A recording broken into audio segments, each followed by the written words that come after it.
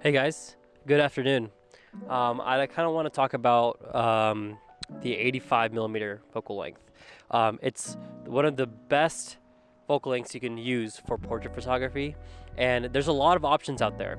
And for Sony, there is the biggest contender of them all, which is the Sony G Master Mark II, which is 85 millimeter focal length with a 1.4 aperture, and it comes in around $1,800. And I want to convince you guys that this lens is way better. So this is the Sirui 85 millimeter Aurora 1.4 aperture lens.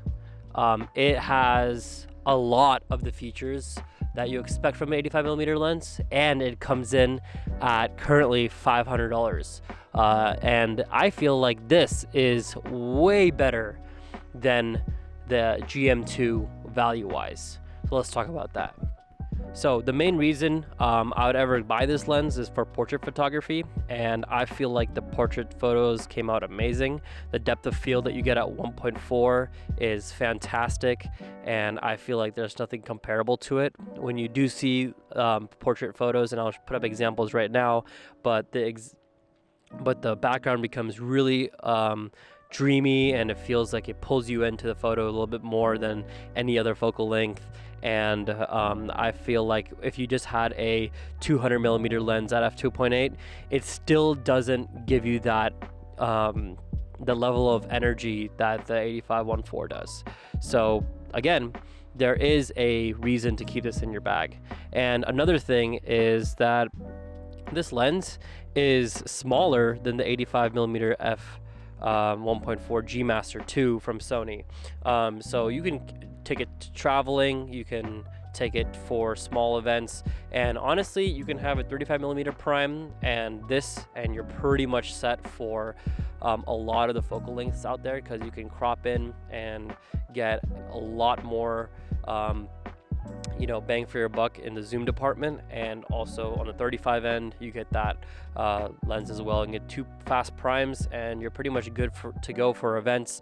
A lot of the times when you're traveling, these are the two main focal lengths people gravitate towards too. I feel like it even comes with a lot of the quirks of a G Master lens as well, right? So it comes with a on and off toggle switch for like declicking the aperture, as well as a AF to MF switch, and it even has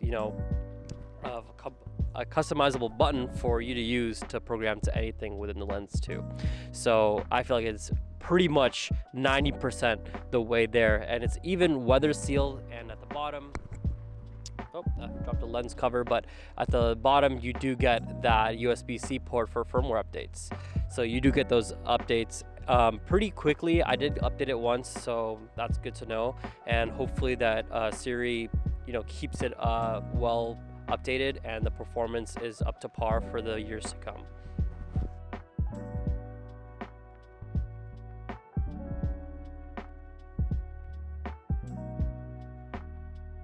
So the main thing you kind of expect for $500 is a plastic build quality, poor autofocus performance, and good or decent level image performance. But I feel like this lens pretty much does it all. And for $500, I'm absolutely not complaining, and I feel like this is one of the best lenses you could buy for not your money, So let's get into that. Image quality. I felt like the image quality was, indistinguishable from the 85 millimeter lens. So that's something to consider, that I couldn't see a difference unless I was really, really pixel peeping in the very edges, right? There are different videos out there that go into the vignetting performance and like the minor distortions that you get at the edge of the frame, but I didn't have any issues with that, and none of the clients that I worked with, even pointed that out, let alone knew the difference about what lenses I was using in the first place.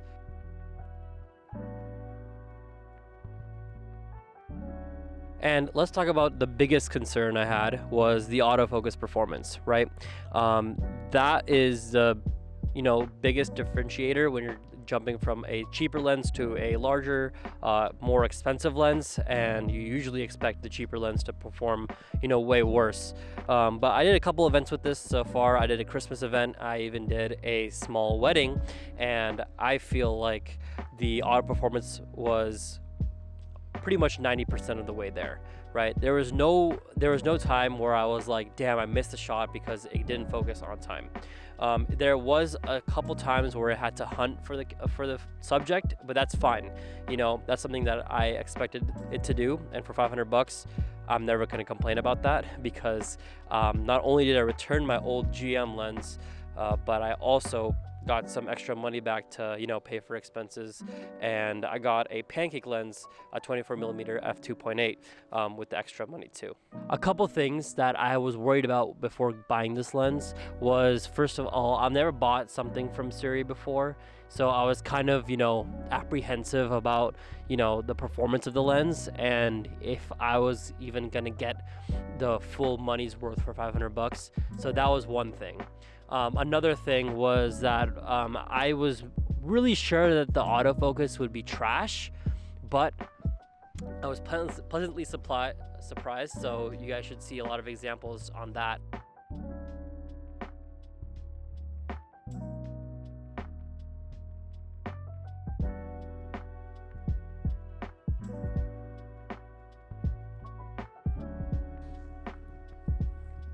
So if you are a photographer that just started out, or if you are a photographer that loves portraits, I highly recommend getting this lens as your first 85 prime over any other ones.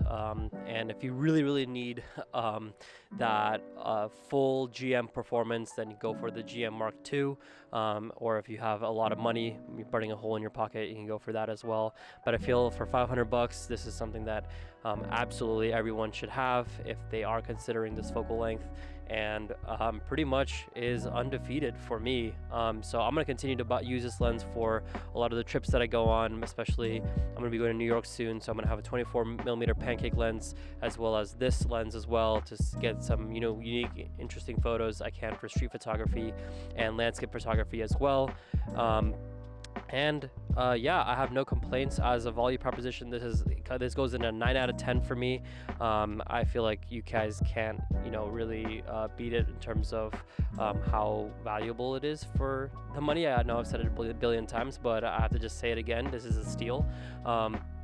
Don't know how long the deal is going to last. I'm going to put a link in the descriptions for you guys to buy it, and it's just an Amazon affiliate link, so if you do buy it, I do get a small kick, so that will be great. Thank you so much for supporting me, and if you did like this video, please like and subscribe. I am going to be posting a little bit more on the pancake lens as well, and a little bit of my experience with the 85 a little bit later, when I get more images out of it too, and if there are any updates, I'll let you guys know firsthand. Thank you so much for watching, and I'll see you guys soon.